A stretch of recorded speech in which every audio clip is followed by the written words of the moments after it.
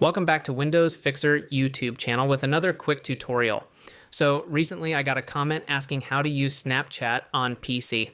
Honestly, I've been getting a lot of similar comments across different videos, and the good thing is it's super easy. Let me quickly show you how to do it in today's tutorial. Just a quick disclaimer, we're not using any illegal methods here. Everything is clean. The APK we're using is officially posted by LD Player themselves, and the method I'm showing you is exactly what worked perfectly for me.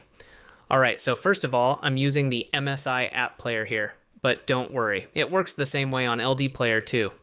If you're interested in more details, there's a YouTuber named Xplody FPS, link is already mentioned in the description.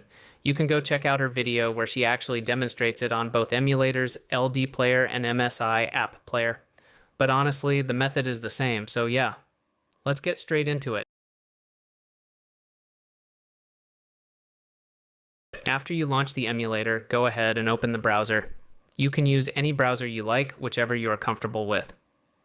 Now, just search for Snapchat for LD Player. The reason we search for LD Player is because their official website has all the versions listed properly, so it's just easier to get the correct file. Once you search it, click on the first website you see.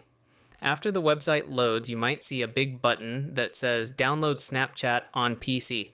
Just ignore that part and scroll all the way down to the bottom of the page. At the very bottom, you'll find an option that says Want to download Snapchat APK? Click there. So once you click on it, it's going to redirect you to another LD Player page. Now here, you'll see the option to download Snapchat APK. Go ahead and click on that. It will show you two options for downloading. We are going to choose the APK file instead of the Google Play option. Click on Download APK for Android.